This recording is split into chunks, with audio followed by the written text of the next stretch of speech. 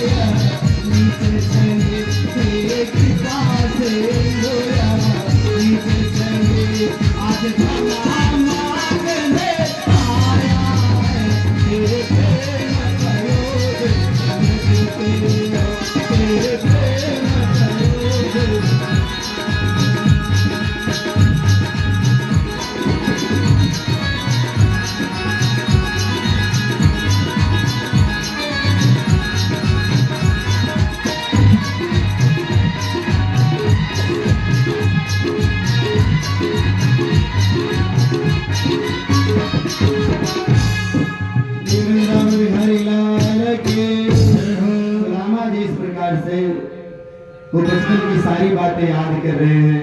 कन्हैया आज मैं तेरे पास आ रहा हूँ, गुरु माता ने चना दिया था। संत लोग कहते हैं सुदामा मित्र हो तो सुदामा और कृष्ण जैसा मित्र हो। आईएएस के क्वेश्चन में पूछा जा रहा था हिंदी उसका विषय था, उससे पूछा गया लड़के से मुझे 5 ऐसी बातें बताओ, पुत्र हो तो कैसा, पिता हो तो कैसा, पत्नी हो तो कैसी, मित्र हो तो कैसा।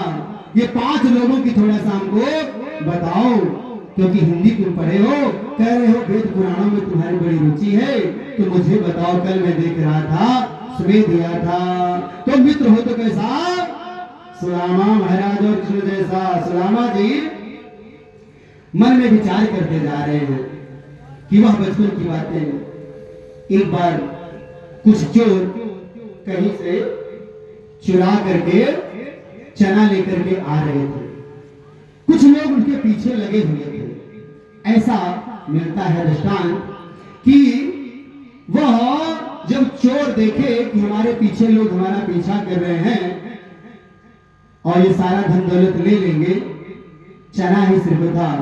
पहले के जमाने में खाने को नहीं हुआ करता था, लोगों के खेतों से चना बाजरा मक्का काट ले जाते थे रात रात लोग। कुछ चोर चने को चुरा कर लेकर जा रहे थे और जब पीछे आते हुए लोगों को देखा तो डर के मारे संदीपनी ऋषि की कुटिया में छुपा करके चले जाते हैं। और वह चना मैया को मिल जाता है, गुरु माता को। वही चना भून करके यह सुदामा और कृष्ण को दिया गया था चबाने के लिए कि जंगल में संधा लेने जा रहे हो, लकड़ियां लेने जा रहे हो, वहां पर दोनों लोग यदि भूख लगे तो खा लेना।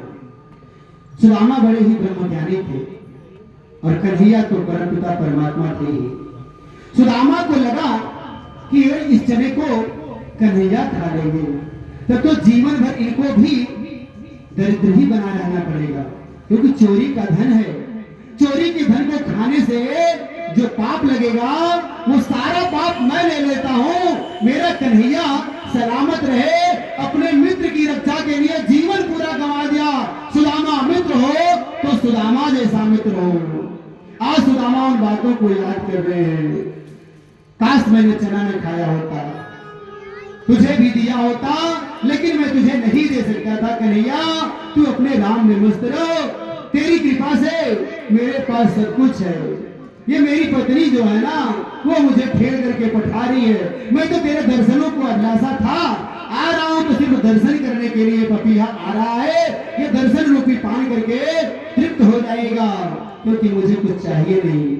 सुदामा जी सोचते हुए विचार करते हुए आगे बढ़ रहे हैं। जाते जाते 3 दिन बीत गया।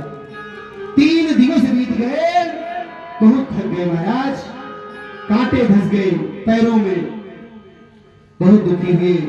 एक पेड़ की घनी छाया में विश्राम करने को मन हुआ, सो गए, विश्राम करने लगे। बहुत थके थे, घोर निद्रा लग गई और वो वही सो जाते हैं। कन्हैया देखते हैं मेरा मित्र मेरी तरफ आ रहा है, लिखा है, कहा गया है भक्त, यदि भक्त मेरी तरफ हो 1 कदम आता है तो मैं उसकी तरफ हो 100 कदम आऊंगा।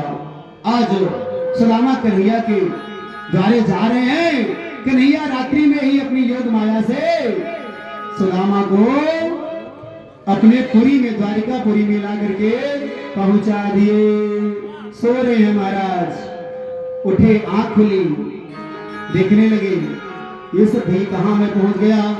मैंने लग रहा बहुत ज्यादा सो लिया, क्या मुझे भूल गया मैं कहां पहुंचा था।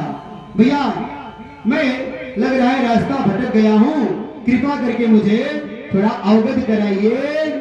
भैया जा कहां रहे थे। मैं द्वारिकाधीश के पास जा रहा था। तो भैया द्वारिकाधीश के पुरी में ही आ गए हो। अरे इतना जल्दी मैं आ गया, ये तो गजब का हो गया।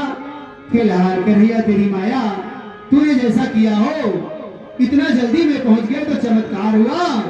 अच्छा भैया ये बता, कन्हैया का घर कहाँ है। कन्हैया ये कौन है। अरे भैया वही मेरे बचपन का यार। अरे तुम इतने फटे पुराने वस्त्रों में कह रहे तेरे बचपन का यार है वो। अरे वही यहाँ का द्वारिकाधीश है। अच्छा भैया चल ठीक है, होंगे मेरे साथ पढ़े लिखे थे। अरे बाबा रहे होंगे पढ़े लिखे, अब आज वो कृष्ण नहीं रह गए, आज द्वारिकाधीश महाराज हैं। कहने लगे, ब्राह्मण से बोले जाइए जा करके मेरा संदेशा सिर्फ सुना दीजिए। भगवान श्री कृष्ण को सिर्फ मेरे नाम को बता दीजिए कि आपका मित्र सुदामा आया है। फिर जैसा वो कहेंगे, मिलना चाहेंगे तो मिलेंगे, समय होता है, हो सकता है न मिले। मेरे मन में ये तो पहले से ही शंका थी, लेकिन तुम मेरी बातों को जाकर के मेरे संदेश को बता दो, क्योंकि बहुत दूर से मैं आया हूं। गया अंदर, वो मित्र बताने लगा। ब्राह्मण बोला, महाराज द्वारे पर एक व्यक्ति आया है। कैसा है, क्या कह रहा है। वह ब्राह्मण कहने लगा, शीस पगान जगत प्रभु जाने को जाए वो सुख ही गाना। शीस पगान जगत प्रभु जाने को जाए वो सुख ही गाना।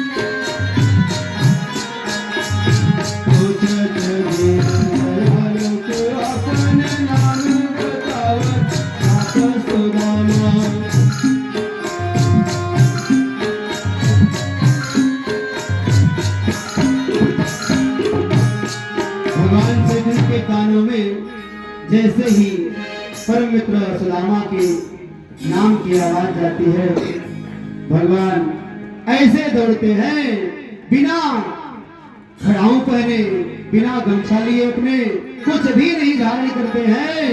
भाई काम धाम सब त्यागे,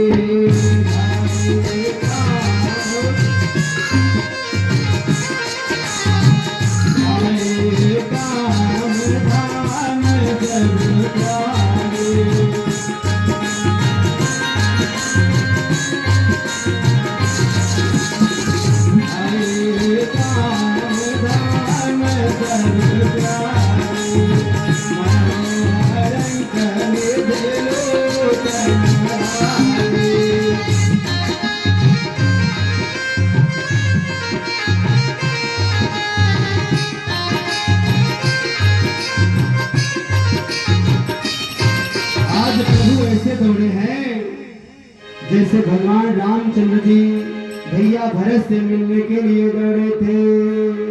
उठे राम सुन प्रेम अधीरा,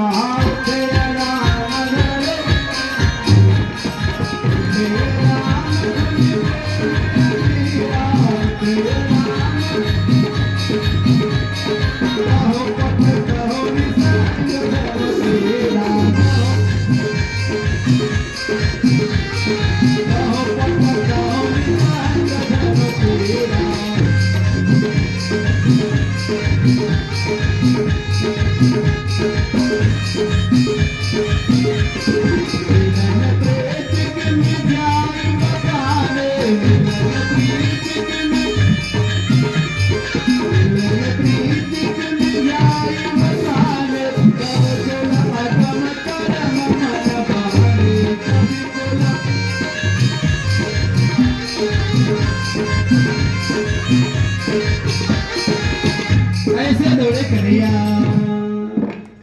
भगत कर पकड़ कर रोने लगे और ले आकर के आसन पर अपने बैठा दिया।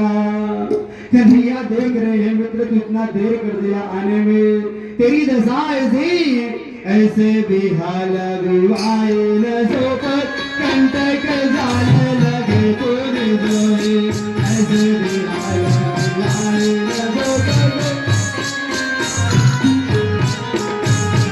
ऐसे बेहाल विवाहे न सो पर कंटक जाने लगे तूने जोए।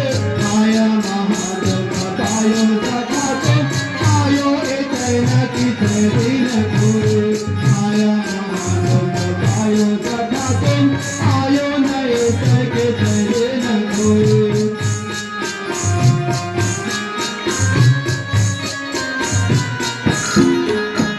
देखी सुदामा की दीन दशा, देखी सुदामा की दीन दशा, करुणा तेरी करुणा निधि रोए। आने पर को हाथ छुयो न, आने पर के हाथ छुयो न, नैनन के सरस धोए, आने पर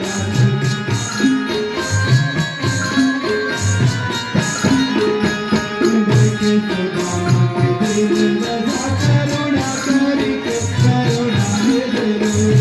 आने पर हाथ छुयो न, नैनन के सरस धोए।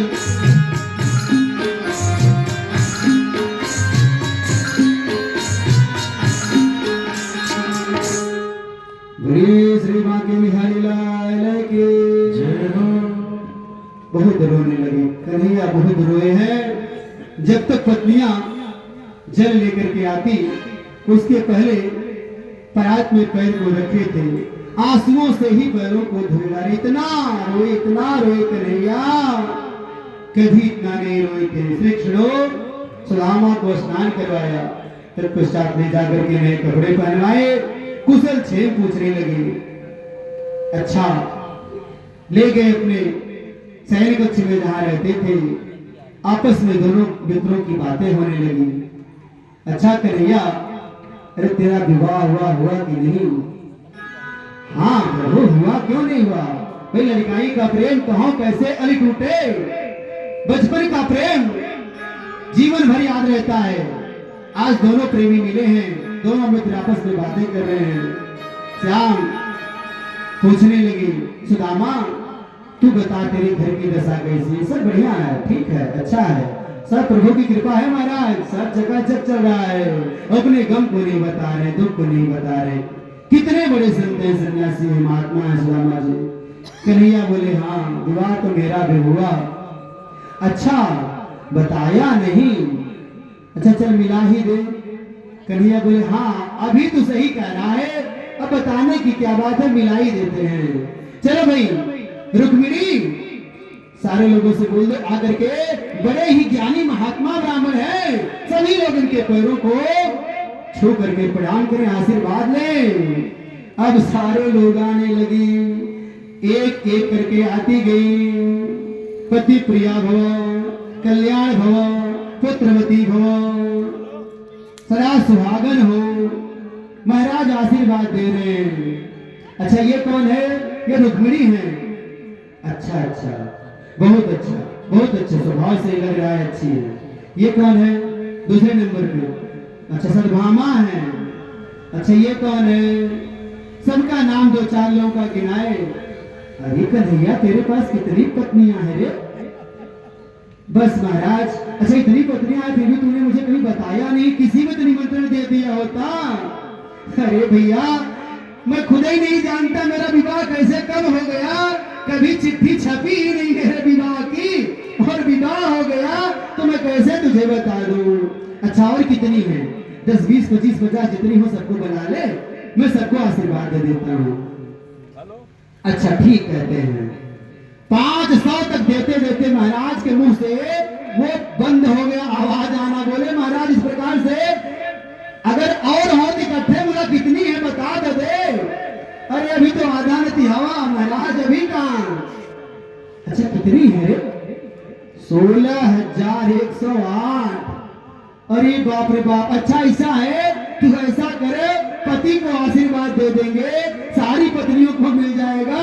सबको बोल दे कि तेरा पल्लू पकड़ कर सब बैठ जाए और तू ही बैठ के मेरा प्रणाम कर ले, मैं सबको इकट्ठे आशीर्वाद दे रहा हूँ।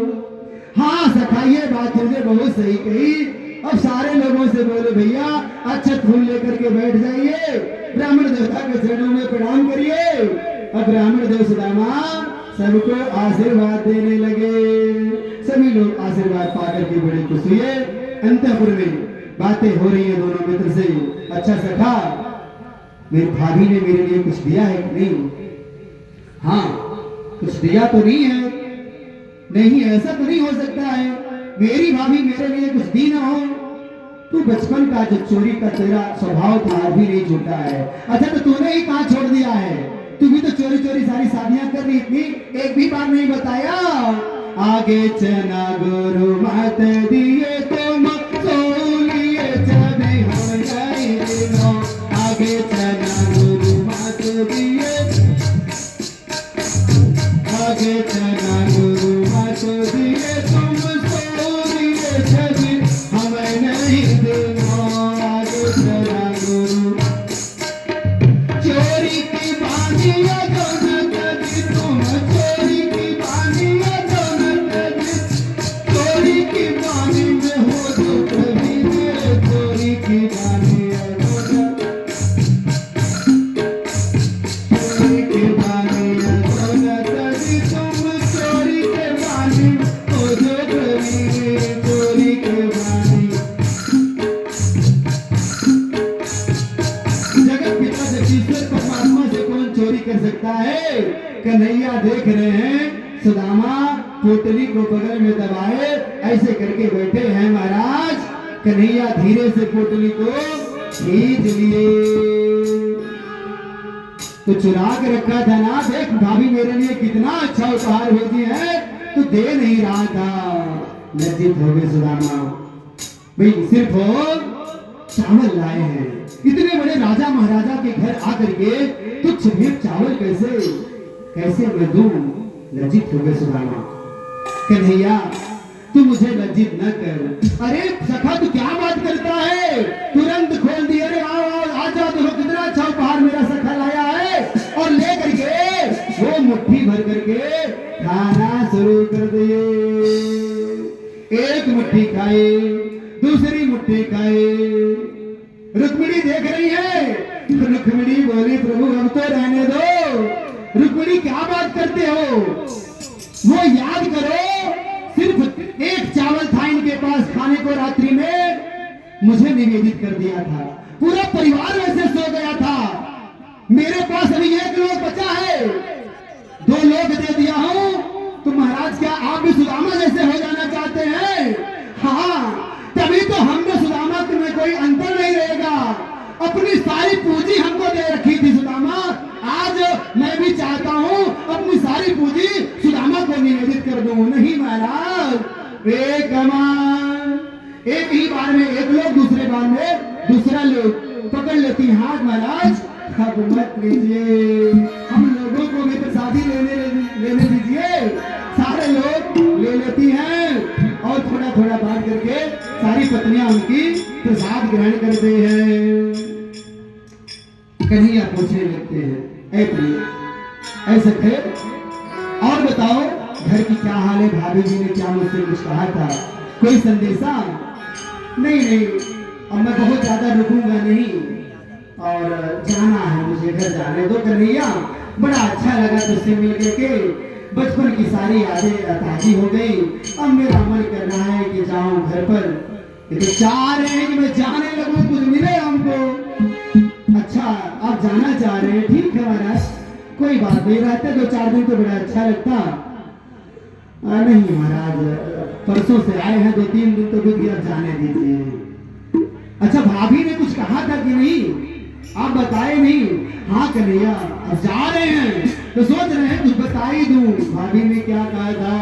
हाँ भाभी कह रही थी तेरी, क्या कह रही थी? एक मास 2 पाख में 2 एकादशी हो, सो प्रभु दीन दयालु के नित प्रतिदिन मोर मेरी पत्नी ने, तुम्हारी भाभी ने सिर्फ इतना ही कहा था प्रभु। सुशीला भाभी का संदेश सुनते हैं भगवान, भगवान के नेत्र सजल हो गए, रो पड़े भगवान, बहुत देर कर दिया मित्र तुम्हारे में। मैं भी रोज तेरे बारे में सोचा करता था तो कैसे है, कहाँ है, तुझे आना तो चाहिए। अपने मन से कैसे तूने यजमान बना करके बैठ लिया कि तेरे आने पर मैं तुझे पहचानूंगा नहीं। सुशीला जी को उत्तर में मेरा बता देना, सुशीला भाभी होनी थी सो हो गई। मेरे भाभी से कहना होनी थी सो ही गई, पर अब ना ऐसो हो। ओ भाभी तेरे भवन में रोज द्वादशी हो, रोज द्वादशी हो। सुनामा भाभी से मेरा संदेश कहना, जो होनी थी खत्म हुई। तेरे घर में कभी एकादशी नहीं आएगी, सदैव द्वादशी ही बनी रहेगी। रहीम जी कहते हैं लोग थोड़ा सा पैसा रुपया किसी को देते हैं, ऐसा सीना चौड़ा करके देते हैं महाराज, जैसे लगता है सारा जहान लुटा दे रहे हैं, जबकि उनको खुद नहीं पता है वो एक माध्यम मात्र है, देने वाला लेने वाला कोई और है। आज मैं आप लोगों के बीच बोल पा रहा हूँ, आज छठवां दिन, मेरी बोलने की ताकत नहीं थी, गला नहीं काम कर रहा था, ये कन्हैया बोल रहे हैं, ये बुलवा रहे हैं, इनकी ताकत से मैं आप लोगों के बीचों में बोल रहा हूँ। मेरी क्या औकात, किसी व्यक्ति की क्या औकात, कुछ कर दे, कुछ दे दे, कुछ ले ले, ये कन्हैया तेरी कृपा परम्पार है। देनहार कोई और है, देनहार कोई और है, भेजत है दिन रे, लोग भरम हम पर करे, लोग भरम हम पर करे, ओ याते नीचे ने, याते नीचे ने। सदैव देते समय आंखें झुका करके देना चाहिए, घमंड मन में नहीं होना चाहिए, क्योंकि घमंड प्रभु का आहार है। जिसको घमंड हुआ उन सबका घमंड चूर चूर कन्हैया ने किया है। कन्हैया का अवतार ही उन घमंडियों का, उन पापियों का नाश करने के लिए हुआ है। कुछ दिन बाद सुदामा प्रभु से विदा लेकर के अपने नगर को चल दिए। सुदामा ने सोचा दिया कुछ नहीं, इतनी बातें मुझसे पूछ लिया और जाने के बाद सुशीला मेरा माथा खा डालेगी, इतना ठेल करके मुझे पठाई, आखिर अनायास पठाई, मिला कुछ नहीं है। जाते समय 150 रुपया भी नहीं दे दिया कन्हैया, तो रहा वही कंजूस का कंजूस, दूसरे का धन लेना इसको आता है, देना होना नहीं आता है। बहुत सारी बातें सोचते हुए पहुंचते हैं अपने नगरी में, देखते हैं और देख करके सोचने लगते हैं, पूछने लगते हैं लोगों से, ये सब भैया किसकी नगरी है? तो मैं लग रहा हूँ रास्ता भटक गया और फिर वहीं आ गया, इसलिए सारे लोग रास्ता बताइए।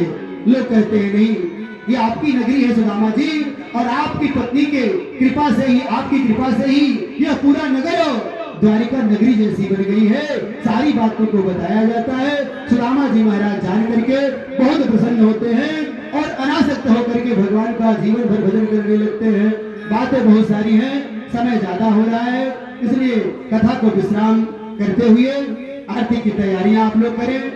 6 बजने वाला है, दूर दूर से लोग आते हैं। मैं नहीं चाहता कि इतना आप लोग समय देते हैं, किसी को किसी प्रकार का कोई कष्ट पहुंचे। बहुत बहुत आप लोग धन्यवाद और आभार के पात्र हैं, जो कि आप सभी लोग इतना समय देते हैं, भगवान भक्ति में लीन हुए। आप लोगों को देख करके बड़ा अच्छा लगता है। आइए हमारे मुख्य यजमान, आप सभी लोग आरती की तैयारी